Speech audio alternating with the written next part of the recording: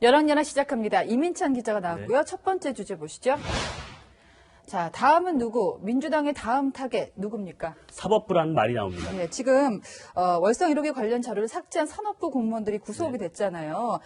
이걸 허가해준 법원에 대해서 불만을 표하고 있죠. 네, 민주당 중진 의원이죠. 예. 우원식 의원이 SNS에 한마디 했습니다. 사법권 남용은 바로 잡아야 한다. 대통령 공약까지 사법 대상으로 삼는 상황에 인내의 한계를 느낀다고 적었습니다.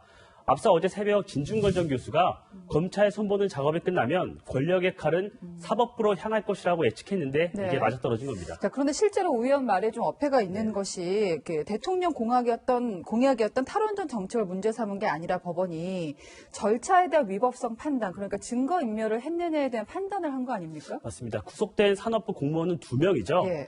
감사원이 감사가 있기 전날 밤 월성 1호기 경제성 평가 자료를 삭제한 혐의를 받고 있죠. 재판부는 이들이 범행을 부인하고 증거 인멸의 우려가 있다며 구속 사유를 밝혔는데요. 네. 하지만 민주당은 법원이 탈원전 정책에 제동을 걸었다고 비판하고 있는 겁니다.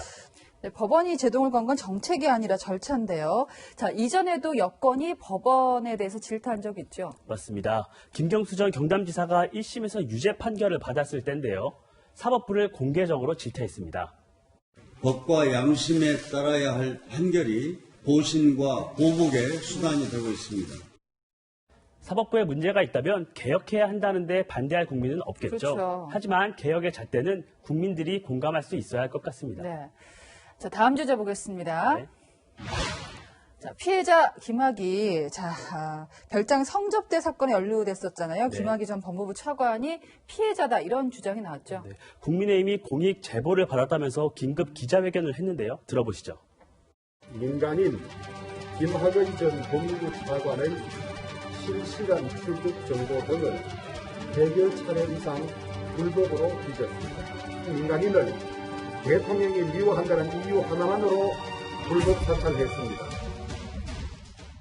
자, 여기서 문재인 대통령이 미워해서 법무부가 불법 사찰을 했다. 이게 어떤 근거입니까? 문재인 대통령이 지난해 별장 성접대 관련해서 진상규명을 지시했었습니다.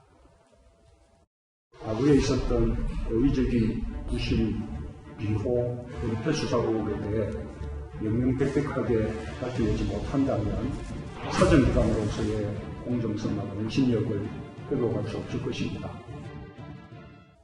그러자 법무부가 출입국 관리 정보 시스템을 이용해 민간인 신분이던 김 전 차관의 정보를 불법 사찰했고 위장을 하고 태국으로 출국하려던 김 전 차관을 제지해 네. 출국 금지시켰다는 게 국민의힘 주장입니다. 예. 자, 그러니까 민간인을 법원 영장 없이 불법 사찰했다라고 네. 주장을 하는 건데요. 네. 법무부 입장은 나왔습니까? 법무부도 당시 김 전 차관의 출입국 정보를 봤다는 것 인정했습니다. 예. 하지만 수사를 위해 출국이 적당하지 아니하다고 인정되는 사람은 출국 금지하는 게 법적 근거가 있다고 밝혔습니다. 자, 그런데요. 김 전 차관 지금은 어떤 상황입니까? 지난달 28일인데요. 네. 2심에서 뇌물수수 혐의가 인정돼 징역 2년 6개월을 선고받고 구속됐죠. 별장 성접대 혐의는 공소시효가 지나 유무죄조차 가리지 못했는데요. 예. 그래서 네티즌들은 불법 사찰 여부를 떠나서 범죄자를 두둔하냐, 공익제보도 가려서 받아야 한다고 비판하고 있습니다. 네. 그래서 오늘의 열왕야랑은 공감 먼저로 정해봤습니다. 자, 국민의힘은 반전 카드로 현 정부 불법 사찰을 들고 나오긴 한 건데 이게 네. 법적인 해석을 떠나서 국민 공감을 살 수 있느냐는 좀 다른 문제인 것 같습니다. 지금까지 열왕야랑이었습니다.